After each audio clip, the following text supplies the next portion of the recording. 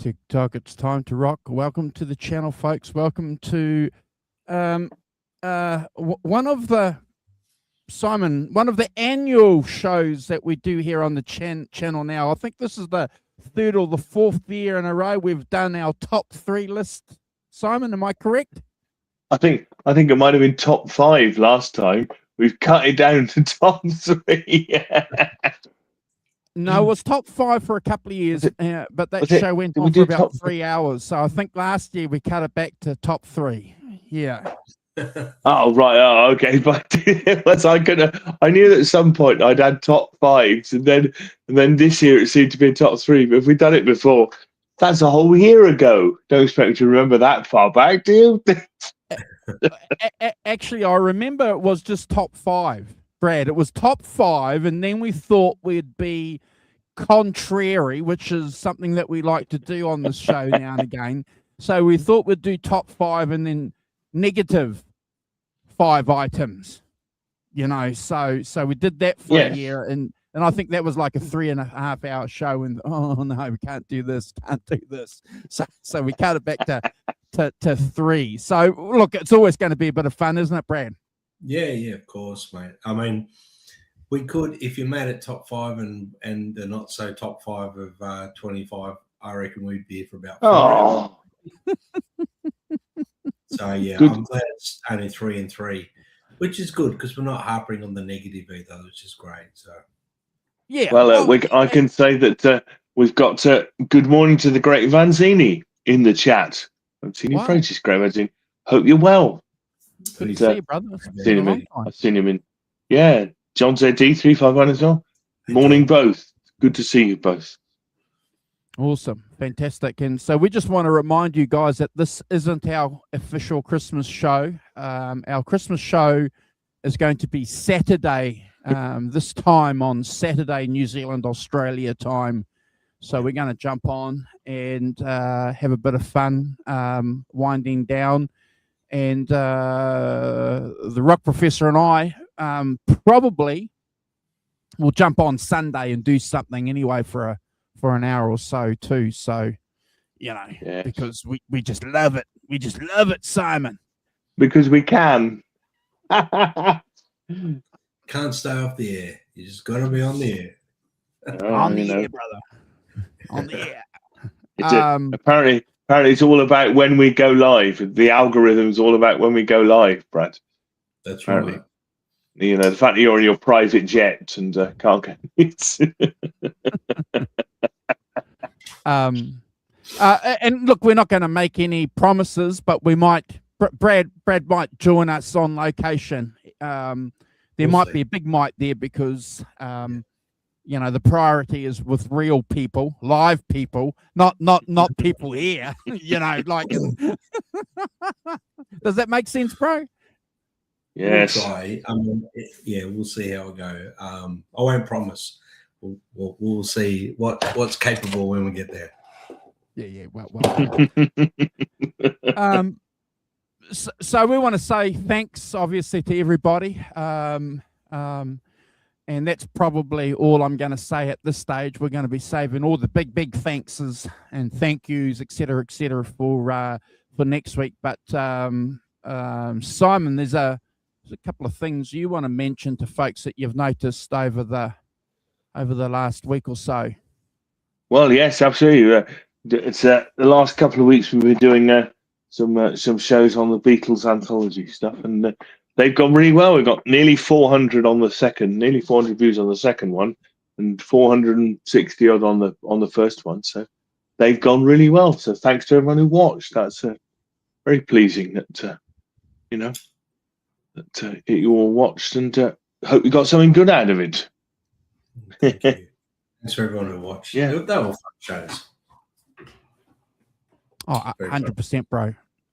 100%. You know, the more I think about, you know, a lot of the things that we discussed, you know, leading into summer, you know, the Beatles, great summer music, Brad, as you know, it's just, you know, incredible. And I do look forward to us talking about some of those earlier albums. I know the three of us have sort of realized just probably how much more important they are when you consider just the information, Simon, that's come through, you know, watching these programs again and realizing how good the Beatles were as an act, and, you know, the technology that they had and how they used it, Brad, to capture everything. They pushed that technology to the forefront, bro. You know, it was, you know, Well, they were innovators with that technology. What little technology they had, they were innovators with it, and as technology evolved, they used it to their advantage and were still innovators. So, but you know, we do, and we actually go and watch the shows. We're not going to talk about it again. You watch the shows.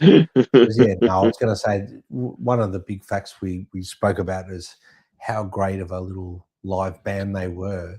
To be able to go in the studio, their first album, 12 hours, and punch it out, pretty much majority of it live. I mean, that's sensational, really. It is. It is. Yeah. But I think the important thing I'd say about that is that carried on all the way through. So even you get to Sgt. Pepper's, we all think of Sgt. Pepper's as a great production, lots of things. You know, all those songs started off with, you know, somebody in a, you know, John or something, or Paul just on a guitar playing it, you know, and the rest of the band's there. So they start off as this tight little 4-piece and build on what they get from that 4-piece. But all those songs are, in essence, you know, still the same 4 guys in the studio together knocking something out. Yeah, and I stuck my hand up and did a mea culpa because, you know, those first 2 or 3 albums, I kind of unconsciously saw them as stepping stones to the great albums, to Rubber Souls and to the Revolver album, you know, etc. And you know, actually, that's probably unfair on those first 3 albums, Brad, because 100%. even if that band had dissolved, Simon, after those first 3 albums, you know, we'd still be talking about the Beatles. I think that's true. We would still be talking about the Beatles, without a doubt. The first 3 albums are worth definitely looking at in 2026, guys, because the more I've been listening to them, you know, the last couple of weeks after flogging the hell out of the anthologies again, and it's great. You know, you're hearing on the anthology series. I'm not talking about anthology 4, like I'm talking about 1, 2, 3, and 4. Been listening to them all, and the early days, it's great to hear, you know, some of the other takes from, you know, Please Please Me and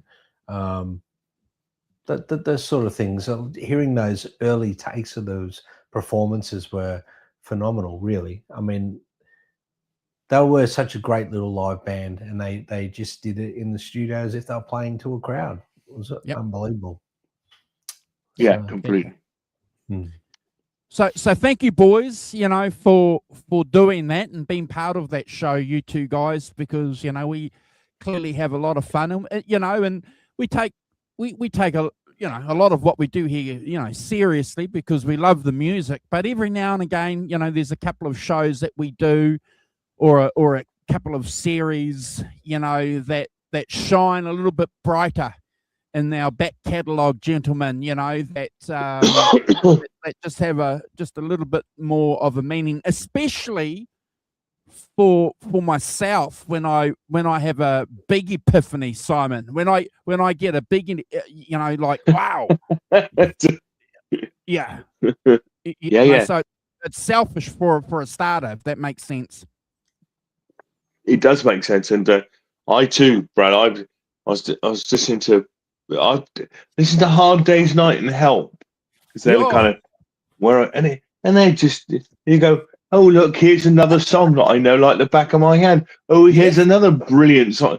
It's like incredible, really, that that they just knock those out for the films, and they're just fantastic. They sound fantastic, and I think that, and they playing fantastic, and they're just doing fantastic things in those. As you say, the early stuff is, it's different to, it doesn't have, you can see them expanding, but that where they are in that tight little 4-piece, and they can, but their ability with a tune, is just unsurpassed, really. From well done. from other bands. Yeah. So if you haven't watched it, folks, there's about three series that we've done over the last few weeks. If you're watching on replay, please go and have a look and leave a comment and see what you think. But we're going to kick the show off. Do you want to say a quick shout out, Simon? We're going to kick the show off soon, and we're going to have a bit of fun. And we ask you, please, also to offer in the comments 3 great things that's happened musically in the musical world that you want to celebrate, and obviously 3 not so great things or gripes or whinges that have happened in the music world. Please share those. Simon. Yeah. So we've got Greg Vanzini, as we've said. Good morning to him. It's great to see you, Greg Vanzini. I know that you've been in the Tone Kings chat, so I have seen you around. But it's really great to see you back here. John Z351, Arvin, of course, who's here as well, and Ellen, who's here as well. Hey, Ellen.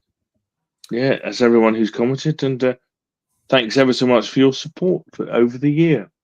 Yeah, guys. Thank you, everyone. Yeah, it's been fantastic, and we appreciate it very much, and we'll get more into that later. But just wanted to say that, all those watching now and in the future, thanks. We appreciate it. And a quick plug, if I may. A plug. You've got a sponsorship release. Our good friend Ace. Go and check out his new release. It's incredible. It's a cover of the Taj Mahal song, I think it is. But great song. Cool. Go and check it out. Bro. He's off my Christmas list. He doesn't know I exist. It's okay, Simon. You're our rock professor, and that's all that matters. Okay. Really. Everybody knows who the rock professor is. Don't worry. Don't worry about these famous people that don't know you. Anyway, all I can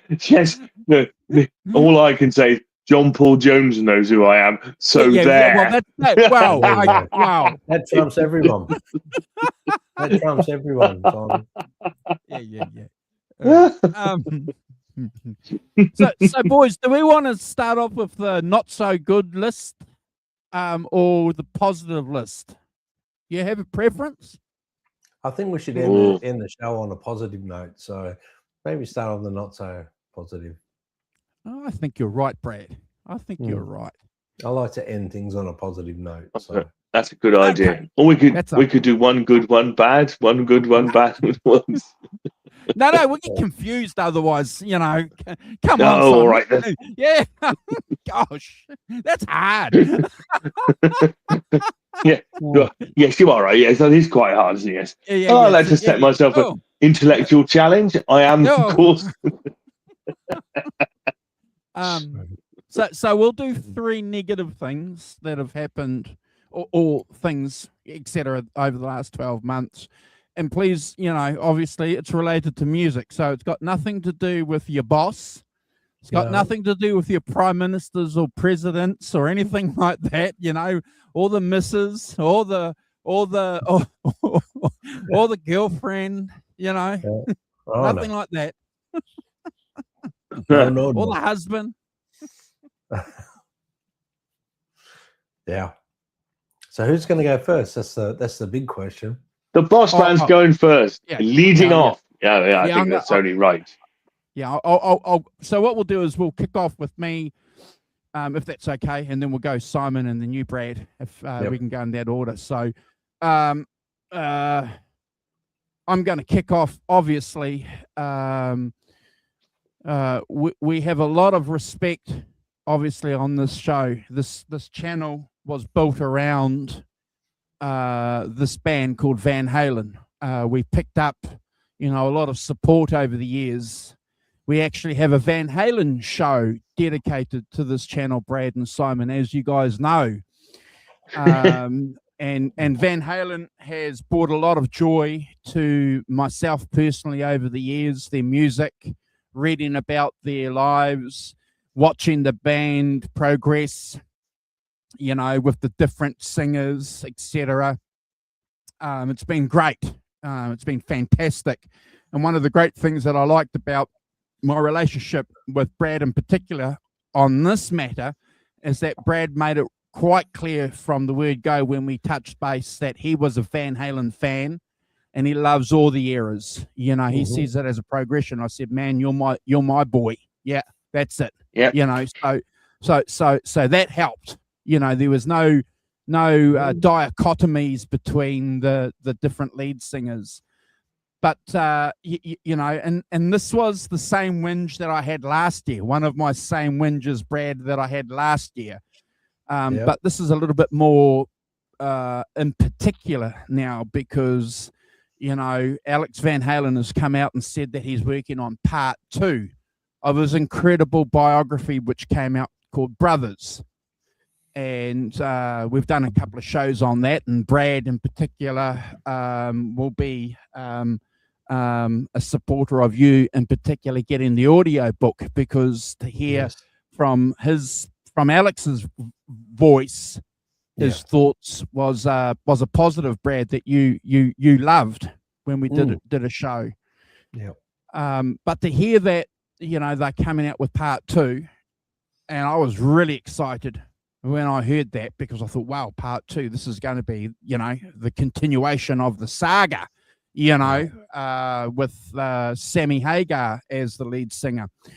Oh no, you dig a little bit deeper. No, it's part 2. We're going to talk about gear, and we're going to talk about tours, only with David Lee Roth. And I'm going, in my mind, this hatchet job, that the Van Halen camp want to do against the legacy of Sammy Hagar, from a fan's perspective, it's disappointing. And, I don't dig it. So that's my number one. Yeah. Any comments, boys, before we flick it on to Simon? I have to agree. I mean, being as big a Van Halen fan as you, Andrew, I think it's like you mentioned it before, Andrew. I'm a fan of all eras of Van Halen, particularly keen of the Sammy Hagar era, and not being, I guess, I don't want to cause drama amongst the Van Halen camp, but I think it's very, very one-sided to just touch on the David Lee Roth era and completely blindside any other era. That's just, I don't know. It seems so immature to me. And I mean, I love Alex Van Halen. He's one of my top 5 drummers of all time. And Van Halen's one of my, top 5 bands of all time. I love the band. I just wish at his, tender age, and when he'd be close to 80, at his tender age in his 70s, that he'd be able to forgive and forget.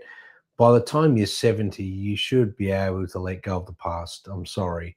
If you can't, then that's, you need psychological help, because it's a long time ago, Andrew and Simon, now that, Sammy Hagar, wrote that book and said a lot of negative things. And Sammy's actually come out since then, very apologetic in some way, shape or form about it. You don't have to be the biggest Sammy fan in the world, but to completely not acknowledge that era of your career, which is probably your most successful era of your career, guys, is a bit ridiculous in my opinion.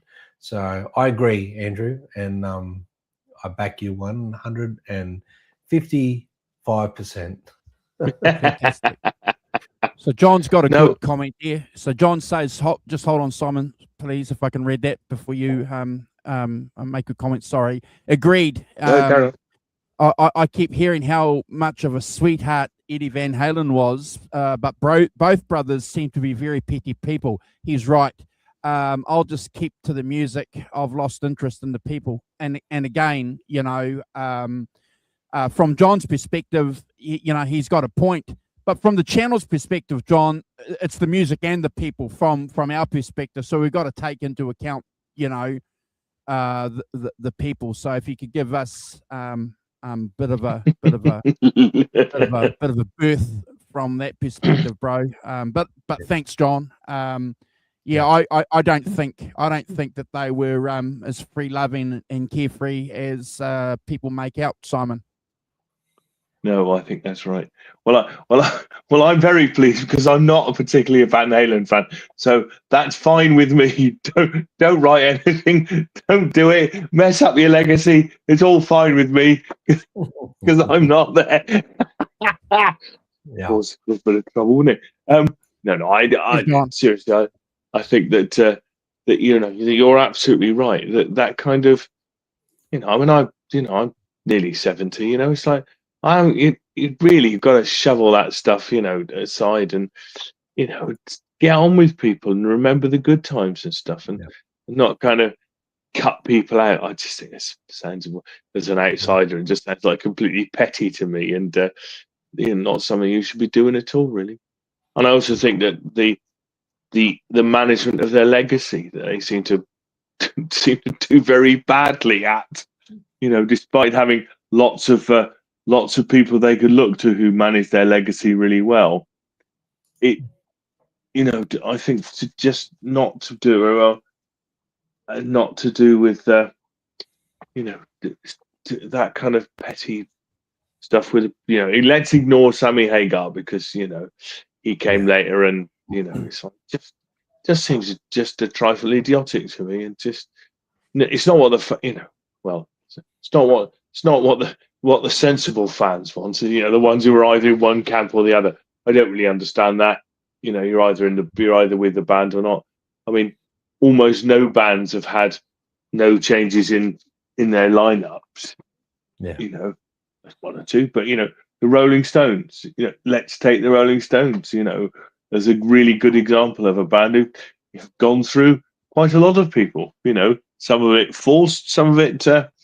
You know, some of it not. I mean, Charlie Watts and you know, dying is really unfortunate, you know, but they carry on and nobody's going around going, oh yeah, well they weren't as good. They're not as good now as they were with Charlie.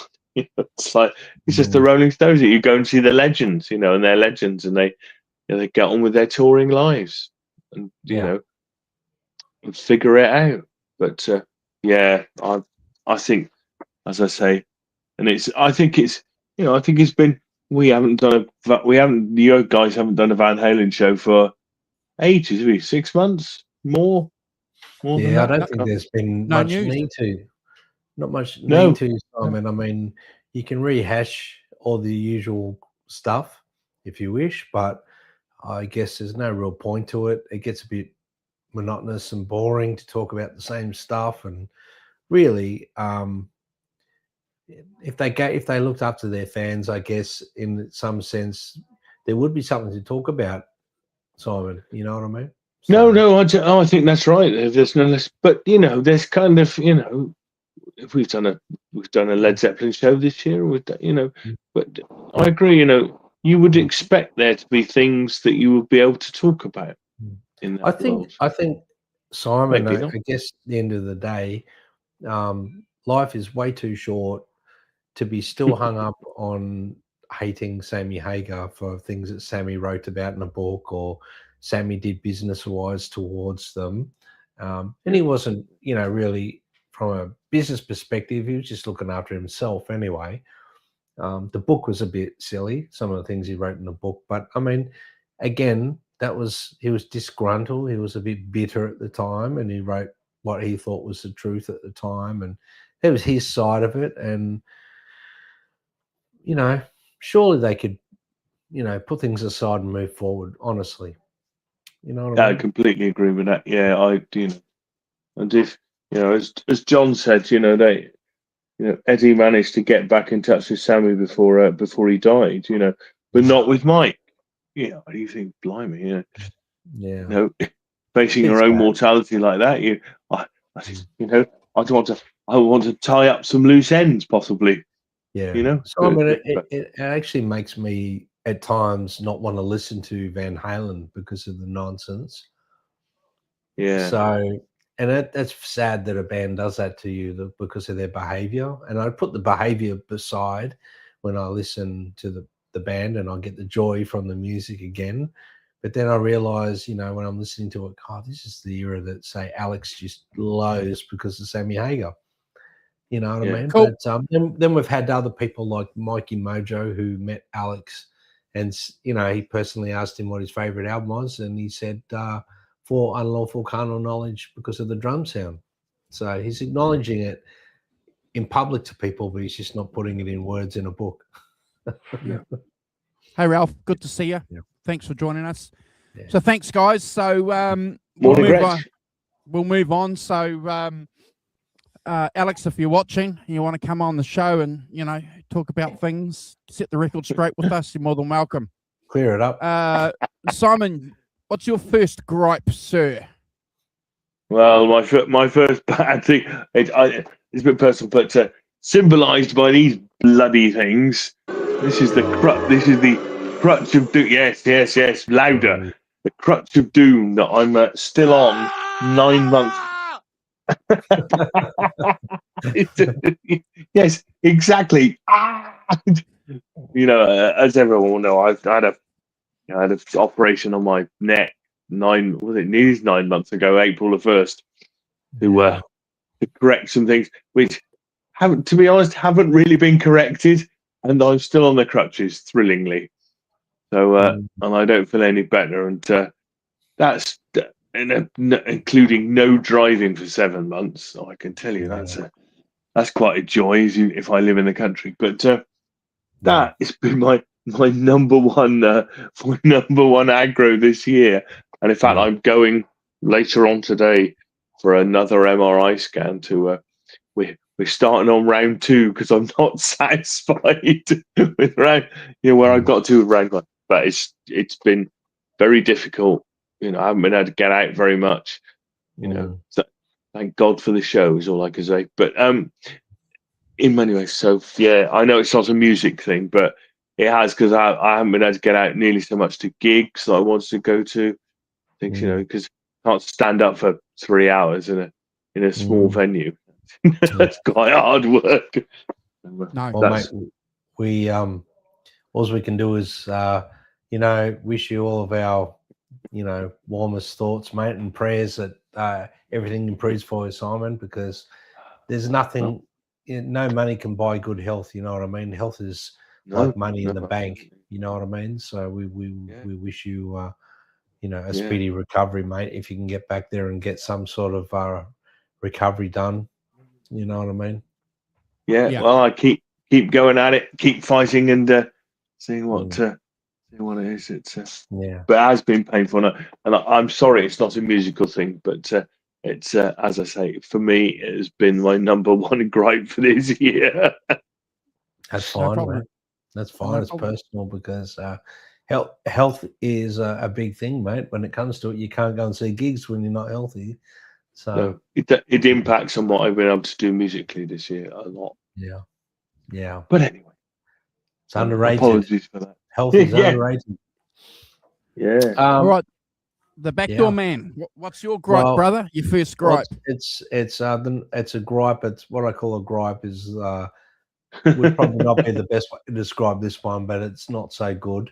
The death of Ozzy Osbourne. That was a big one. That really.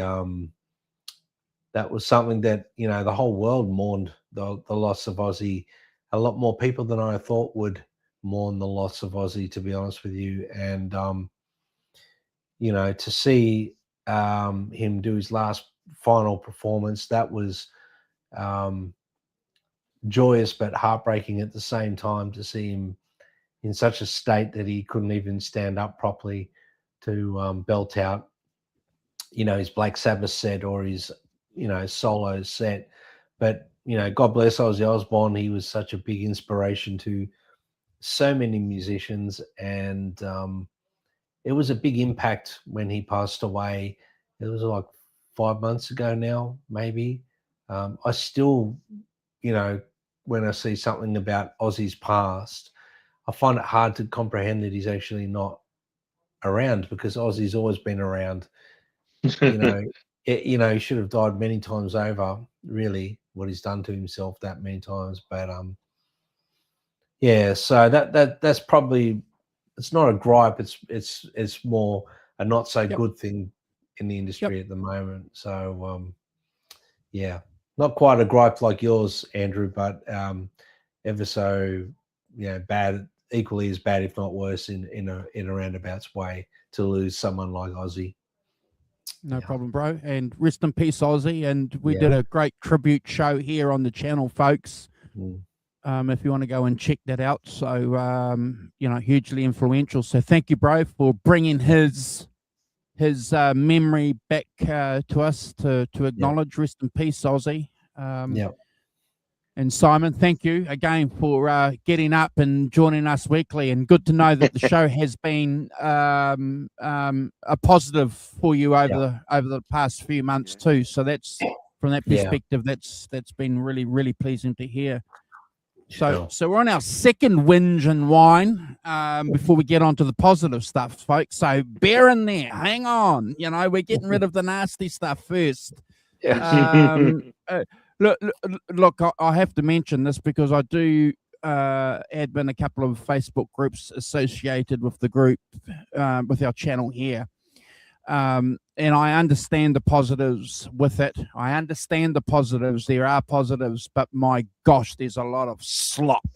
There's a lot of slop and sewerage around it. And it's this AI that's just dominating social media, you know, people doing AI posts of, you know, situations and scenarios that don't exist.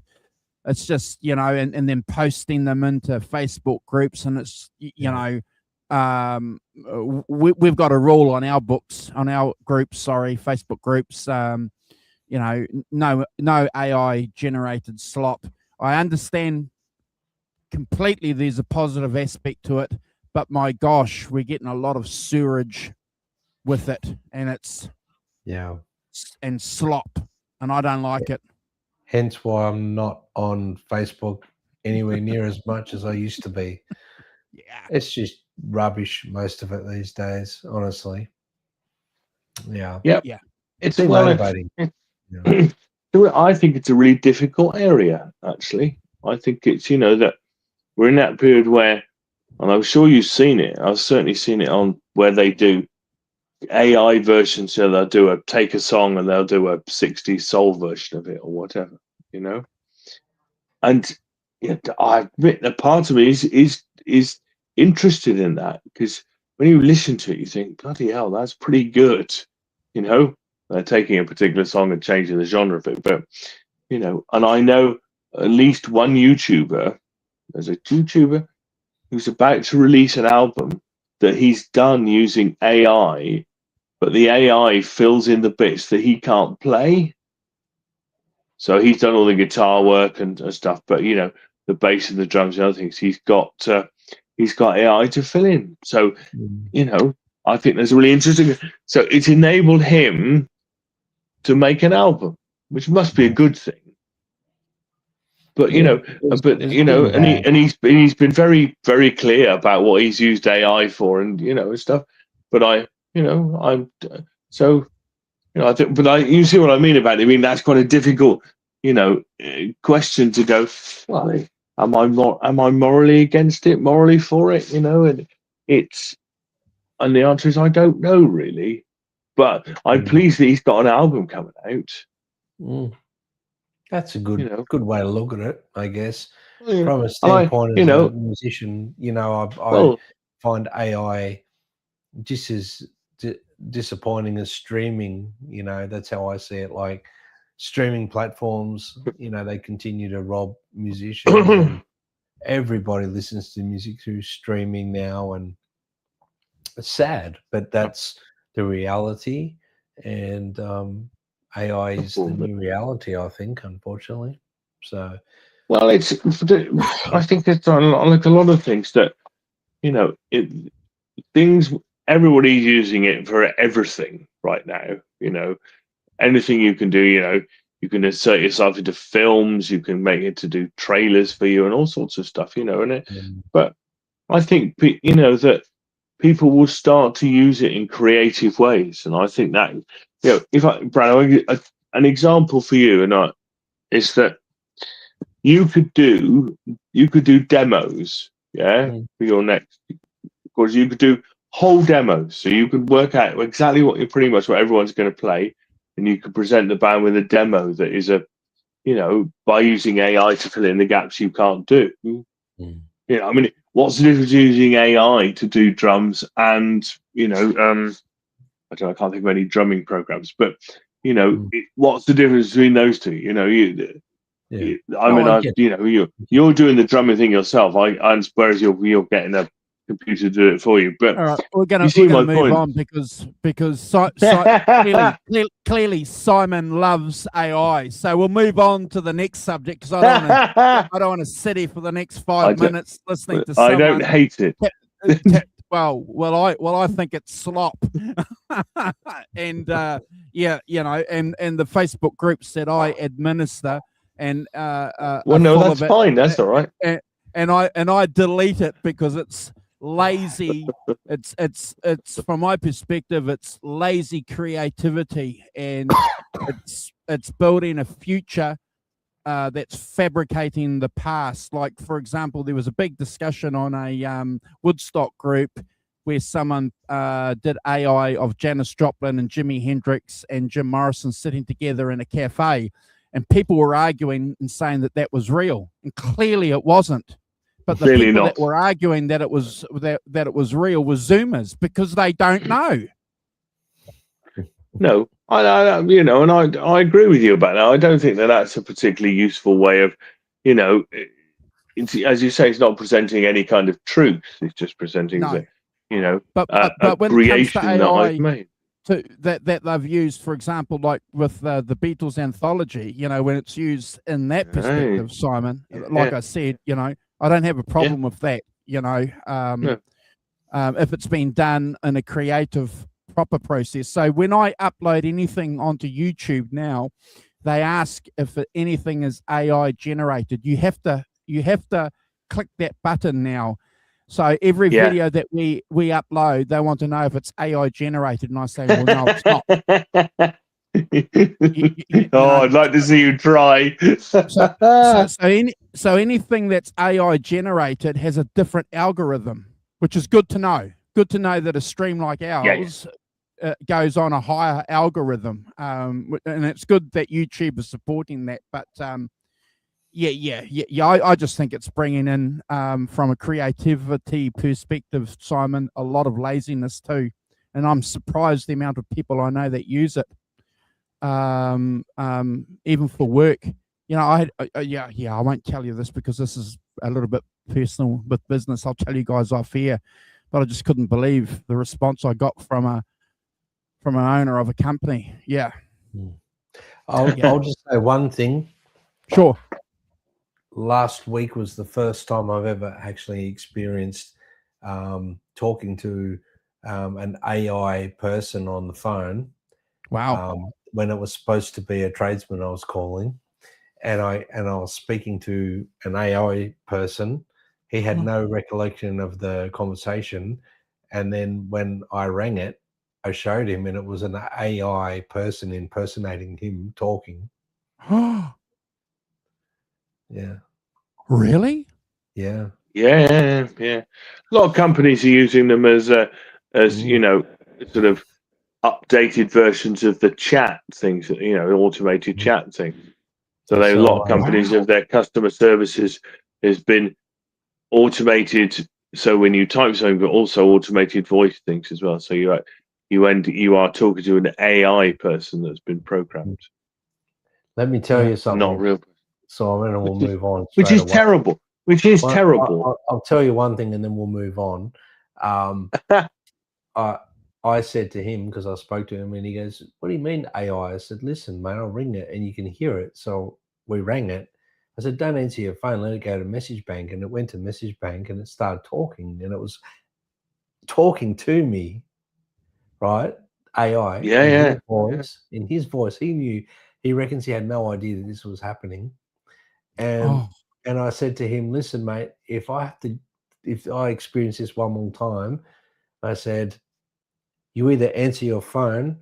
If I get this situation ever again, I'm not talking to no one that's AI when I'm paying you top dollar to come and do work at our school. So I'll get someone else out." And he's going, "Oh, I'll try and fix it. I'll try and fix it." Because if that's the new norm, I'm not excited for that at all. That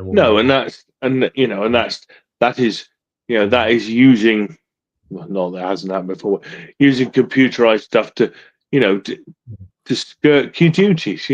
As a company, as an individual doing business. I'm with you all the way. I rang up my bank yesterday and got through to a real person, and we had a very nice conversation about some things that weren't anything to do with what I was ringing up about. But it was just great to speak to a really nice bloke, Scottish bloke called Charlie.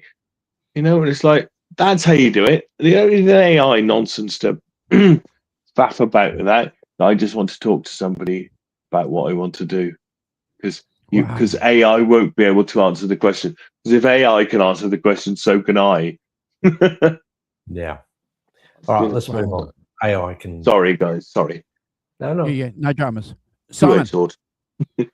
So my second one is kind of follows on from the first three, but I've done no gigs and done no band practices this year at all, and that's been really nothing. We've not.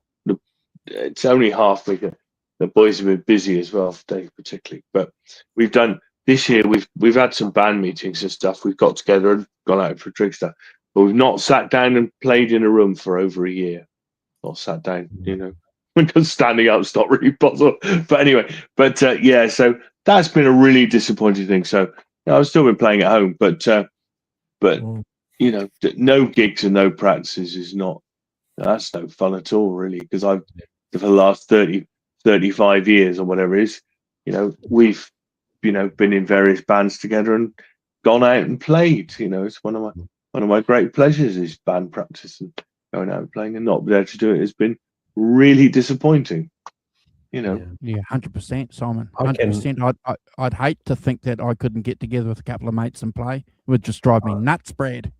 I can relate to that, Simon. When I had my health scare a few years ago now, I can completely relate to that. So I found it very therapeutic once I got back playing with the band and stuff like that, and performing with other people again, because it was something. And that's one thing that a lot of people don't understand if you're not a musician that performs or plays with other people. And that's the whole reason you pick up an instrument, is so you can be a performer or play with other people. That's the joy in music, is performing together. And it doesn't matter if it's just a bunch of mates getting together in a sweaty room with a couple of beers and a pizza, and you play and you have fun, or you're playing to a crowd, or you're playing to 10,000 people or more. It's the joy of music and what it does to you internally, which makes you become more external, the person you should be. And I'm a firm believer of we're all given a gift in life, and musicians are given the gift of playing and performing, whether it be just amongst your mates or in a live scenario. So in that being said, Simon, I can completely relate to that, and how rewarding it is once you can get back there and do it. So just keep pushing forward and you'll get there, Simon. Just indeed, and I've been very not jealous, but I've been, when you put up, where you're playing stuff, I think, I wish I was doing that. I'm glad you are. I'm bloody glad that you've got over your stuff and you are out there playing. But I'd like to be doing it too. Thanks, mate. I appreciate it. No, I never do it with the intent to make anyone jealous. No. If anything, more to hopefully inspire others to get off their ass and go and do it. But even if it inspires you to pick up your guitar, then my job done. That's it. Yep. Oh yeah, no, absolutely. Yeah. But no, completely can understand that one. That's for sure. Yeah. That's a shit one. Yeah. So what about you? What's your second one, Brad? Well, I would have to say the lack of bands that are inspiring me that are new coming out at the moment. It's something that I don't know. I'm not really finding anything that really hits me in the chest like used to back in the day in the 90s and early 2000s. I would hear a band that I loved, I'd hear the songs. I'm still listening to the same stuff I listened to 20, 30 years ago, and I'm not really listening to anything new. Nothing's is really inspiring me. People tell me to go and listen to this, and I go, they'll go, oh, you'll love that. You'll love it. And you go listen, and it's like, it's okay. It's not bad, but it's not really inspiring me. There's a bunch of musicians that I've followed for many years now that are releasing new stuff that is inspiring, but I'm saying a youthful act that's come out of nowhere that knocks me off my feet. I mean, Andrew, you posted something about the Black Crowes' second record this week. Yeah. I remember, that album in particular. I was a big fan of the first record when that came out, and then when the second one came out, that became that and Lenny Kravitz, Are You Gonna Go My Way album became my two favorite albums of that era, really. And then obviously all the bands that were coming out of that era in the 90s. They were top 10. They were top 10 albums and singles, bro, on pop charts. I know. And yeah. The thing was, there was always something new coming out that was blowing me away. And I really do miss that in the world of music. I think a lot of it has to do with, without sort of touching on AI again, a lot of manufactured stuff. There's not a lot of passion in music anymore. And I'm just hoping and praying that, there's a bunch of young guys out there that are just chomping at the bit to get discovered and really inspire us all, even us older guys. That's how it works. We still get inspiration from younger bands. It's how it should be, Yeah. Can I jump in, bro? Sure. Jump in. Because I totally, exactly 100% agree with what you've said. But I cheat, bro. I'm cheating. And one of the reasons why I listen to bluegrass music and follow bluegrass music so much is because there is such a stream, Simon and Brad, of young folks coming through playing bluegrass music. Now, is it new music? No, it's not. Is it, bluegrass music? Yes, it is. But there are young people coming through and grabbing people in the States, especially by the scruff of the neck and going, wow, wow, wow. So, there are streams of music where it happens, but in our music that we listen to, Simon, rock music, no. Yeah. That's what I'm getting at. Yeah, the rock scene. I think the difficulty you have is that you have the difficulty in finding it more than there's absolutely nothing about. I think there are things that are about by, and I, so I talk about, some new artists and, younger guys on here, my experience of meeting those guys like Chris Buck and Ariel Posen and stuff, both guys in their 30s, making music. They've been around for a while, though. They've been around for a while for sure. But I think the difficulty, not difficulty they have, what they're trying to work out is what does being a professional musician look like in 2025, whatever, 2020s. You know, and I think that that's a very difficult and different prospect. You know, I mean, you know, quite rightly, we hear a lot about, you know, a lot of bands saying, I don't get paid very much in streaming. And I think that's a legitimate, you know, concern, especially as the bloke who owns Spotify wanders off and does some crazy stuff. But, you know, I think, you know, that paying the musicians better would be good.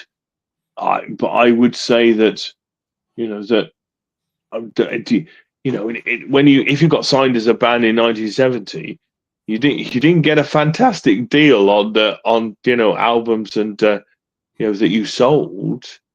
You know, the deals. I mean, we know this because you've seen it throughout the late 80s. Almost everybody's gone back and renegotiated deals. You know, or sued people who they think, you know, Elton John. I mean, huge bands went back and sued their old managers for ripping them off. So it's not kind of new thing. It's a different delivery mechanism, and you know, Spotify should be held, grasped by the throat and told to pay them some more money. But I think that in some ways, being a musician in 2025 is a very different proposition than being a musician in 1975. Yeah, you know, and the power of the record companies, and you know, now you've got the power of streaming services and stuff, you know, and they should pay more. But you know, as I say, because you know, I'm going to make this up a bit, but you know, in 1971 there were like 5,000 albums released, you know, in the year. You know, in 2025 there'll be like 25,000 albums a day. Well, given that kind of barrage of, you know, how do you even pick up on anything? You know, unless somebody, you know, you hear of something or an algorithm picks something out for you. You know, it's very difficult I think to find something in your genre. And you know, as I say, I remain convinced that the real issue is you finding it, not that it's not out there. yeah. You know, how do they find Brad Cook? You know, how does Brad Cook appear in my algorithm? Yeah, it doesn't. You know what I mean? That's anyway, well, you know, you've done some fantastic stuff, you know, but you know, but the problem is how are you getting out against the other 25,000 people who release something today, and the 25,000 people who are going to release something tomorrow? Yeah, and that's a really hard question. You do, like John said, you know, you've got to go searching for it, but it's not like the old days when you know, you'd put the radio on and all of a sudden you'd hear Remedy by the Black Crowes and go, what the hell is this? I've got to know what this is straight away. Like, that doesn't happen anymore. No, unless you know, doesn't happen anymore. But as I say, somebody was it in one of our chats? Was it John? Was it Tim that posted the online copy of, was it Melody Maker, one of the music papers in the mid-70s? And I read through it. I knew every single band in that paper. Every single band, you know, I knew. I had a vision in my head about what, you know, who they were and what they sounded like. Yep. I mean, now you can show me this. I wouldn't be able to do that now under any circumstances whatsoever. You know, no. I don't think. I would have no idea. Whereas literally every single band, you know, the adverts at the back, you think, oh, look, there's Stray, there's, you know, whoever, Cochise, or, you know, I got an idea about who those bands were. Now I've got no idea about anything. And there was a variety of music too for a long, long time that was considered pop music in that top 10, top 20 list. You know, you go and look right through the 80s and you'll find a variety of different music genres. Even through the 90s, you know, you had dance music along with guitar music, you know, in the top 10, you know. So but you go and look at the top 10 now, it's all one, it's just all one kind of, you know. But yeah, I agree with you, Brad. There's no young band, but hopefully one of my positive things might might support what you've just said. Let's do it. We've got one more negative. Let's go. Yeah, one more negative. So my next negative, the last negative is, like a lot of us, we look forward to the rap that we get from Spotify, and I've always been interested in it because not so much what Brad posts on his account. I'm not interested in what Brad I'm quite interested to see what I've been listening to. And this year they didn't include the albums. They don't include albums anymore on Spotify, so all your top songs and Just everything singles. are all singles. So how they were talking about your age this year. So my age was 75. My average age was 75 according to Spotify, which I see that as an honor. I get a little bit concerned though when the Prime Minister. Oh, I said no politics, but I've got to say it. I get a little bit concerned though when the Prime Minister of New Zealand in his 40s is going around showing people that his Spotify listening age is 27. Like, come on, fuckwit. Come on, we know that you're not listening to that, eh? Any real politician would have a listening age of 120 and no less. Right. Otherwise, they're not to be trusted. Yeah. If you've got past Beethoven, that's too modern. But a little bit disappointing though that they haven't included albums, because we do albums on this show, folks. And I'm sure if we went back and you calculated your albums, your results would be completely different to what Spotify gave to you in your singles. So just a little bit of a gripe to Spotify. Bring the albums back. Bring them back. Simon, your last gripe. Well, it pleases me that my most listened to stuff was Van Morrison. Wow. Moondance. So and it stoned me and Into the Mystic, and yes, that's my most listened to. So as I say, my average age is about 906. So you can trust me. Let me see. Well, my third one is a bit of a catch-all, really, but Brad's touched on it already. But I'm going to go a little bit further and say that all those musicians we lost this year, and by God, as you said, Brad, we lost Ozzy Osbourne, we lost people like Garth Hudson from the band, Roberta Flack, we lost last week Steve Cropper, the Colonel. We lost, Sam Moore from Sam and Dave.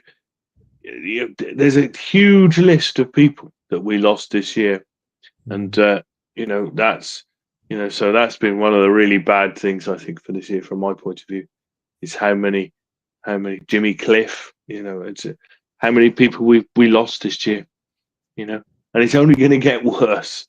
He said cheerfully, but I think that's been one of my definite bummers of the year. All those people. Yeah. Oh, I mean, that was like John Sykes.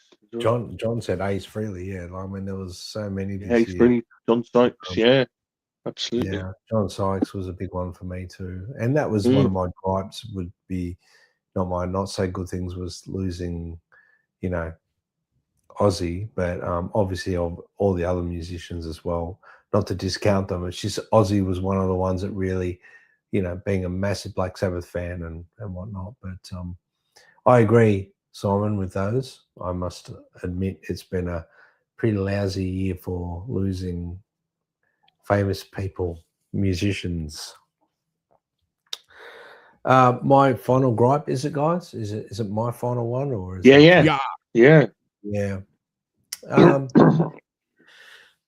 Mine's a crossover with good, but the bad part of the good one, which it'll make sense when I get to the good, was the cutting room floor for the Beatles anthology series. We spoke about this, and Andrew, you were pretty vocal about it, about, cutting out things that George Harrison said. There were certain things that I've read that they left out, and I won't harp on it because we'll be here for 3-4 hours, and I don't want that to happen. But that was part of, the disappointing side of the anthology series coming out was, the stuff they left out, and we touched on it. Won't harper on about it. It's not worth harping on about it. One of the things I was really looking forward to, and I guess wasn't actually there. I don't know if you boys have seen the footage of Dhani Harrison, George Martin, I think it's Giles, Martin, and I'm not sure, but they're listening to Here Comes the Sun, and there's George playing some lead guitar parts. I was really hoping a mix of that would end up on the Anthology 4. And I must admit, when I first saw it on the streaming platform, I looked to see if Here Comes the Sun was on there, and I was like, but no, it wasn't. What I was disappointed with that, but the cutting room floor of the anthology series, I'm sure there was a lot of stuff that they could have put in there. In my recollection, there was things that they left out of the new anthology. I know it's a new beast. We've spoken about that, but that was one of my gripes for this year. Well done. I agree with you. But you're right though. It is positive. So long as we can maintain that perspective when we talk about the anthologies, they are two different things. The anthology DVD and the anthology streaming DVD. So we'll make a point of making reference to that, folks, as we go forward into the future. So sorry to bore you with that detail, but it's an important one. It's a significant one. Exactly. Thank you, boys. Positive. If anybody wants to add some gripes or disappointments or some sadness, to the list, feel free on comments or here in the chat. So we're on to the positives. So I'm going to start off the positives going chronologically from the beginning of the year to current now. So I'll never forget the hype that we were caught up in 2024 towards the end. We were excited to hear that Jimmy Page and the members of Led Zeppelin were getting together and they were going to work on this documentary, that was going to come out, and, it was going to be the Led Zeppelin story in their own words. And we weren't sure what we were going to get, but we were kind of positive that it was going to be great, weren't we, Simon and Brad, because Jimmy Page was involved. And the 2 books and everything else that he's produced, he's done a darn good job of it. And we all went to the movies. I remember, we went to the movies. It was an event. We watched it and we came back and we did a show, one of the highest watched shows too on the channel this year. And we shared our thoughts on the great documentary, Becoming Led Zeppelin. I've watched it about 4 times already this year, and I'm going to watch it during the summer holidays. It's an incredible documentary. I love it. I'm glad they've done it. If they don't do part 2, Brad, I don't care. I don't care if they don't do part 2, but we got part 1, bro. So, certainly one of the great highlights for me of the year, getting caught up in that hype, and I certainly did. And I'm still kind of buzzing by it because if you haven't seen it, folks, go and watch it. It's available on all streaming platforms. You can buy it on DVD. You got to have it because it's the truth, Brad and Simon. Brad. I love it. I agree. It's me next. Is it me next? Yeah, I was just asking Brad for a comment. Sorry. Right. Sorry. Yeah. No, I agree with that one. That was a killer. That was seen a lot of it before, but a lot of the interviews and whatnot we hadn't seen, which were fantastic to see, and to see it on the big screen was great. Oh. But one of my positives for this year, probably the most exciting one and joyous one for me, because I was able to share it with my son, was going to Lenny Kravitz. I spoke positively Only the other day on the show, but I won't go on too much about it, other than the fact that it was definitely one of the best concerts I've ever been to. You know, not just because I'm a Lenny Kravitz fan, but the mix, the sound, the you know, the overall vibe of the concert, and the people at the concert were all like-minded musicians and music fans, and it was peaceful, and there was not one person there with any hate projecting. So it was a Lenny obviously attracts a lot of attractive people to the crowd, and I mean that not just physically, a lot of beautiful people. So it was an amazing experience, and I'm still reliving it in my head, and it was a great experience, and I'm so glad that that I was able to share that with my son. So that was my number one for this year. Oh, So- okay. Brad jumped in, Simon. Thank you. it's Sorry, fine. It's fine. Fine. He just wandered off script, and fine. I thought, in all fairness, I thought Andrew threw it at me, and I went, "Oh, okay." Okay. Yeah, Oh, that was only a comment on the Led Zeppelin film, and you've torn up that brief and run off and the bloody honestly. Well, That's Over okay. to We'll you, go Dr. around. Pepper. We'll go around the other way then. Yeah, we'll go the other way. We It's went fine. that way, We'll go around this way. I'll time out. No. We got and I do suggest- hooray! First time out, 1 hour in. If you go and So, follow Brad on Instagram, Brad Cook Music, he's posting snips that he's taken from the gig. So go and check it out. But Yeah. thank you, Brad. Awesome, cool guy. So I agree with you about the Led Zeppelin film. I really enjoyed it. I really liked it. I like the fact that they went up to the start of DVD there, the sort of live stuff that they used. I thought that was really cool. You know, and if they do a second one, you know, it'll only enhance that. But actually, quite a lot of it's there already. And on the subject of the great Jimmy Payne, you know, and one of my great things this year is my first Les Paul that I got this year. Yay. Which you guys will remember. A very lovely guitar. Yeah, never had a Les Paul before, but it is. It's everything I could have wanted in a Les Paul. I had to wait about 30 years for them to catch up. Once you're in a Les Paul, you'll never go anywhere else. You'll always That's go to right. a Les Paul. But I will. But anyway, no. But yes, it's a really nice guitar. It's not too heavy, and it's got a 60s neck, which is a slightly smaller one. So I've only got big hands. But yeah, I've really enjoyed having it. And as I say, my fellow bandmate Ian has a Les Paul from the, I think, early 2000s. I never liked the sound of it. I always thought they were like muddy, and they can't. You know, and I never thought, you know, and then I began to read all this stuff, you know, more recently about, you know, older Les Pauls being like tellies, and me thinking, well, when you make one that sounds like a telly, I'll get it. And this one sounds, you know, I would say that it, you know, it's got the Moulton Gibson Burstbucker, you know, which are much greater clarity.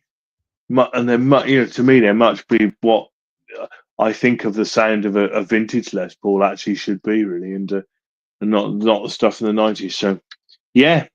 Congratulations, mate. So that's been a definite favourite of mine. That has. Well done, Simon. Beautiful. It's a beautiful guitar, mate. Congrats. Cheers me up just looking at it. As they do. So it should. Buy more. Yeah. Yeah. don't start that. All right. Anyway, that's my first excellent things from this year. Beautiful. Awesome. Thank you, Simon, for sharing that. As you guys know, I regularly over the year do a quick 5-minute book review of books that I've read over the years that I've got in my collection. So the third thing that's positive that's happened for me this year is reading Mike Campbell's biography, Heartbreaker. It's an incredible biography, Excellent book. written by obviously Mike Campbell, who was there when Tom Petty and the Heartbreakers were forming the band Brad. He was there writing the songs and the riffs. And one of the great things that I like particularly about this book is that, he writes and he's talking about keys, Brad. He's talking about guitar notes, how he came into the Refugee, wrote the opening track to Refugee, from a guitar perspective. Not too technical, but enough, though, to keep guys like us and girls, like us, happy. He's very, very particular on the details. So when he's talking about gear, he's talking about it accurately, Brad. Again, it's something that we particularly like, and he talks about the great things about a Les Paul guitar, his gold top, for example, that he picked up with P90s, and why it didn't have pickup covers, and he thought that's what it looked like. He didn't know that. So from that perspective, I dig it. If you haven't checked it out, please do. It's a great read. It's available on Kindle, and it's available on audiobook as well. And Mike narrates it as well. Yeah. So it's pretty cool. But definitely, and if you've got a highlight. If you've got Spotify Premium, then it's free. It's you can listen to it on Spotify Premium as well, for no extra. Beautiful. Doesn't help Mike's royalties, but yeah, there's quite a lot of audio books on there that you can listen to. I recommend. Beautiful. Brad, So, Brad, is it my go? Or you want to Yeah. go next? no, it is now. Yeah, look, following on from the Lenny Kravitz one, I think the next highlight would be going to see Metallica with one of my best mates, Nick, who's my drummer. And that was just a really cool thing to experience. I mean, Metallica are Metallica. We know who they are. And the one thing that really I took away from it was they're still doing it. They still actually sound phenomenal. James Hetfield still sounded phenomenal. Got to see Greenie, which is another, bucket list ticked off. Something ticked off on bucket list, sorry. And but the music community and the metal community, the Metallica community, like one big family. Everybody was, high-fiving each other. Everyone was happy. Everyone was. There was no hate. There was no hatred at the gig. It was a bunch of men, a lot of men, and a few women. Bit different to Lenny Kravitz gig. A lot more women at that one, but it was a brotherhood. Everybody was there to enjoy it, and they sounded phenomenal. I've got to be honest with you. I was dubious. I was like, I'm not sure. I've seen footage, this and that, but they were fantastic. I mean, there was a couple of funny moments there where the timing issues were funny and things like that, but you got to put in perspective, they've been doing it a long time as well. But James Hetfield, I've got to say, wow, he was phenomenal. His voice was strong. He carried the show. He kept everybody. All the band are leaning so heavily on James Hetfield. I didn't realize it, how important and integral his rhythm guitar playing was as well. So yeah, that was an amazing experience as well. And right up there musically is my second favorite thing for 25. Well done, Brad. Fantastic. That's it. Yeah, it's worth going to see him. And there's a point where you have to go and see your heroes and the legends. before they get too old or before they die or whatever. You know, you went to see Paul McCartney, and now clearly a great thing as well. My second choice, not apologies, I mean, this is about my personal side, but this guitar, not a Les Paul, it's a Chapman, but it's semi-hollow, so it's pretty, so it's light, 2P90s. So it's a great guitar. It's really nice. Got quite the neck on it. It's like it was the opposite of the Les Paul. It's right, baseball neck. It's bigger than a 50s Fender neck, I'll say. Wow. But it's a lovely guitar. Stainless steel frets. But the fact I managed to play this throughout my convalescence from post my operation. Wow. It's light enough for me to pick it up and play it, and it's got me through that first 6 months of convalescence when I wasn't allowed to pick up anything. The standard NHS weight thing is now a full kettle. Okay, you're not allowed to pick up anything heavier than a full kettle. I don't know why that's the standard measurement of weight that the NHS gives out to, but that's what it does. That's so you can make a cup of tea still, Simon. Yeah. That's right. Cup of tea. No, that's a cup of tea. Yeah, that's a beautiful guitar, Simon. Beautiful guitar. I love the look of that guitar. Yeah, it's a great guitar. You know, and it's a great guitar to plug it in and play. But I say, being able to not plug it in and just play it and get the sound of it has been so. Hats off to Mr. Rob Chapman for producing a bloody nice guitar. That's beautiful guitar, mate. Congratulations. Yeah. So well done, Simon. A bit guitar heavy this year, but that, you know, as I say, I've shouted it out a lot. This guitar to, you know, hey, why not? As a sanity bringer. That's right. Cool. Andrew. Okay, guys. So we've got a couple of honourable mentions if people want to use them. So we've got a couple up your sleeves. But my last positive thing that I'd like to talk about, and it's in relation to what Brad was saying a little bit before, and a connection to what Brad was saying that were two of his greatest things. Watching and reading and seeing online, you know, bands from the 90s going on these great tours, like Oasis, for example, Brad, and My Bloody Valentine from 91 taking Loveless on tour, but also reading some interesting things that these guys were saying about the gear and the technology that's available now when they go and play live. You know, Kevin Shields, for example, I put a post up on his live rig. I saw that. Yeah, amazing. So, and Simon, he's really, really happy because he can get now, Brad, he can get the sound now live that he couldn't get for years. You know, especially even in the 90s, even though it was okay. And it's interesting from that perspective because, Simon, technology moves on. You know, engineering moves on, you know, so that these guys, you know, the Gallaghers are saying, you know, Noel was saying that his guitar tone playing live sounds better than anything that he did in the 90s, you know, and it's because of the rigs that they can take now. They can mic it all up and put it out on the PAs, Brad, and they're sounding shit hot. So when the artists are saying that, you sort of think, you know. You know, so good to see these bands from the 90s, you know, who are considered now classic rock. Yeah. Yes, they are. Being blown away by the technology, Simon. Love it. Yeah. Oh, well, you know, I was just thinking there as you were talking about that there's this, you know, Brad, you know about this, you know, there's this big thing at the moment about whether you have on-stage sound and whether you have amps on sound or whether you just go through modelers and you know, it's a new, what's it called? Is it the Helix Stadium? I think that people are getting to. You know, I saw there's a really interesting video with Rhett Shull discussing it with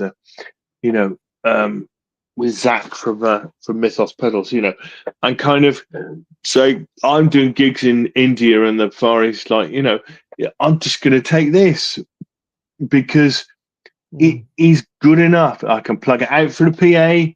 I can get the sound back for me. you know, it's got all the things I want, and it's, you know, it weighs, you know, 8 pounds and is, you know, 2 foot by 1 foot kind of thing. You know, it'll fit in a hand luggage, you know, and those things. You know, I know to, you know, indestructible, really. You know, pretty commonplace. So you know, if worst case happened, you could get another one. Yeah. You're not then beholden on taking amps and backline and things, and you know, but you're entering that world of modeling where you're building your sounds, you know, on a screen, you know, but choosing a cab and then choosing an amp and then choosing the pedals you want and the order they're in and what the settings of them all are. Yeah. And you know, that's a really interesting, you know, juxtaposition to the, you know, I got a pedal board and an amp kind of thing, you know, that most of us are most used to. Yeah. I think there's echoes of the AI arguments in that a bit, but maybe I go too far. No, I agree. I mean, there's a place for everything. Would I prefer to use an amp?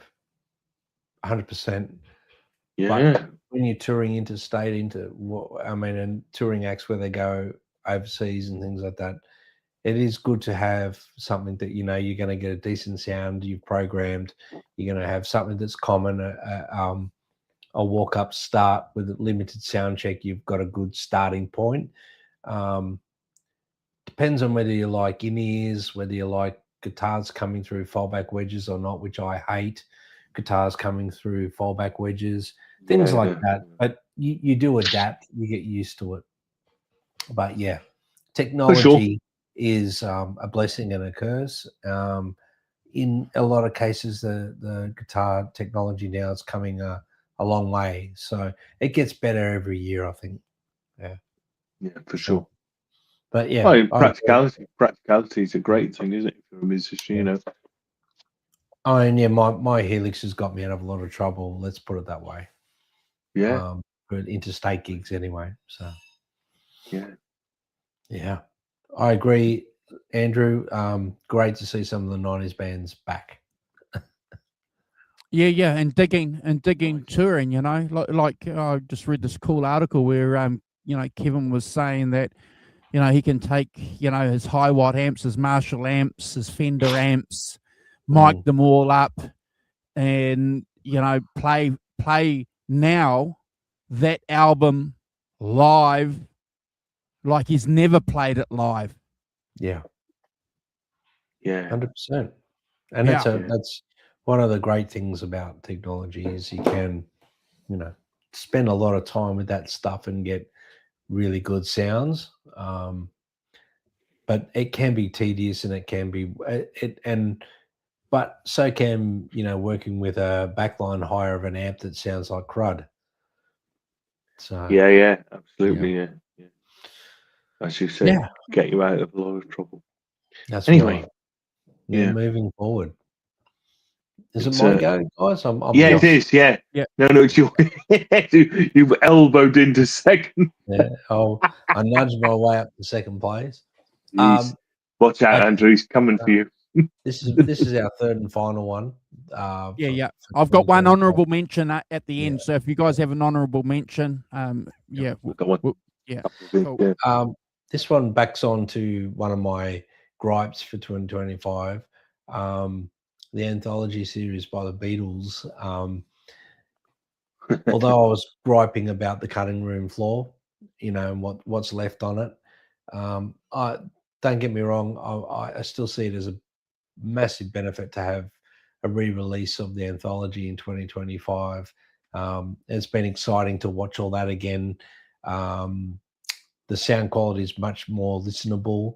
I used to loathe listening to live Beatles recordings because the screaming, that trebly noise of the screaming used to annoy me too much. I couldn't get into it enough. To see a lot of that footage where they've mixed it, you know, and I'm hoping, you know, in 2026 and onwards, they may release a lot of this stuff on CD or on streaming platforms or packages where you can go and listen to, you know, Shea Stadium gig mixed properly, you got some crowd noise in there, but you're actually hearing the band play. And I know they couldn't hear himself play, and they went on about how they started to feel like they were playing worse because they couldn't hear himself. But I still reckon they were pretty cool to listen to. But the footage, it was, and a lot of the footage that I hadn't seen of, you know, them recording stuff for Free as a Bird, Real Love, and Now and Then, and just the, you know, to see George Harrison, you know, in that era in the 90s when he seemed to be a lot more at peace and happy with his past than he was previously, and managed to let go of a lot of stuff. And the three remaining Beatles members at that particular time, you know, enjoying each other's company. And but it was just great to watch, you know, from the first one through to the 9th episode. I was looking forward to each one and going, oh, I can't wait to watch the next one. You know, oh shit, if I watch another half an hour, I'll go to bed at 1 a.m. But yeah, I'll watch it. No. So yeah. Yeah, for sure. That's my final one for 2025. There's others, but that's pretty much it. So fantastic, bro. Simon, you got your last one? I got my last one. My last one is a self-regarding one, really. It's about the channel and about what we've done. You know, we've reached 12,000 subscribers. We've got over 1.7 million views. The last 700,000 been done in about 6 months, as far as I can tell, a bit more than that. But, you know, so, you know, and having to, for myself, and I'm sorry, it's all a bit convalescence focused this time, but, you know, having to focus on a different album each week, a different show each week, it's been really good for my sanity, you know, not to have to think about bloody crutches and to think about, you know, go and listen to the album, make notes, you know, figure it out, you know, go through the process of working out what you feel about the album and things. And that has been, you know, a huge part of my life this year. And I'd like to thank you two for, you know, dragging me through it. And everyone in the chat who's all, you know, John and Arvin and Gretchen and Ellen, you know, the guys who turn up every single week, you know, I can't tell you, it lifts the heart in a way that, you know, it's just kind of, you don't know unless it's, you know, unless it's happening. So, you know, that's my third really positive thing is, you know, the show goes from strength to strength. We've really, you know, sorted out what we do and, you know, the way that we do it. And, you know, so that's my third really good thing of the year. That was my honourable mention, but you did it so well, Simon. So yeah, I agree. Yeah. That's such a cool thing, and I'm glad, in some roundabout way, through the craziness you're going through, at least we could be some sort of, you know, release for you, and manage to have some sort of, you know, something to focus on other than your crutches. Yeah, well, yeah, and it's together with my Chapman guitar and you guys. Well done, Simon. That's great. Well done. Yeah. Oh, yeah. My honourable mention too is, you know, that clearly, but also YouTube in particular. You know, I get a lot of enjoyment, guys, watching other YouTube shows, Brad and Simon. You know, to the point where you know, I favour it over TV. You know, because there's a lot of shit on TV. It's a lot of, you know, you go and watch the BBC now and you're confronted by a political agenda, you know, and, you know, what happened to a BBC crime drama? You know, you've got politics rammed down your throat. You know, you go and watch sport, you're getting politics rammed down your throat. You know, it's just, but with YouTube, you have a little bit of control. You can watch the channels that you want to watch. You can, you know, go and watch gear reviews. I like watching gear reviews. You know, I've been watching some guys over the last couple of days using reverse reverb to get a nice shoegaze tone, and then you realize, gosh, you know, you think you know it all, but there's a whole corner in the YouTube universe, Brad, of these shoegazers, you know, who spend hours, you know, talking about shoegaze music and how they get it. And I'm going, wow, you know, this is one of the great things about YouTube. And obviously, by extension, our channel and what we do, our little corner of the YouTube world. But yeah, I like that. And YouTube too, from what I understand, for favouring real shows and real content now over and above AI stuff. If that is true, because we have to now designate whether we don't have or we do have AI associated to anything that we upload, is a good thing. So thank you, YouTube, for safeguarding content creators who are actually doing it in real life. Yeah. Yeah. I agree. That's awesome. Well, we did it, boys. We did it, boys. Well, honourable mentions, Brad. Have you got any honourable mentions? That was the channel growth and the the regulars that show up and the regular people that have come on the show, and that was pretty much it. But you summed it up so much better than I could have. But yeah, no, you know, there's a lot of thanks goes out to everybody, the new subscribers, the old subscribers, the people that show up every week in the chat. You know, like my mom's, you know, Gretch Zeppelin, John ZD351, just a few, to name a few. There's many, many, many others that make it, you know, enjoyable each week. Arvin, Johnny Heartbreaker. I'm just going through the list now. There's a whole bunch of people. Great Vanzini, lovely. You know, people that have come on the show and made it really enjoyable, and people that have filled the void when one of us are away and stuff like that. So we've got a great community here, and that's probably the last one for me. Yeah. I've got a couple of honourable mentions or about I'd cram them into. So honourable mention to the movies we've seen, the Led Zeppelin one that we talked about, and the Bruce Springsteen one as well, which I thought was really good. I really enjoyed it. But, you know, this is not a film about Bruce Springsteen, you know, kind of thing. But I really enjoyed it. I thought it was and any film that highlights men's mental health and stuff, I think, is a good thing. And you know, so I really enjoyed that. The Beatles anthologies you mentioned as well. Couple of record mentions. My old mates, the Blue Airplanes, were they did a really nice compilation, 1985 to 2025. It's got some. It's a really cool time.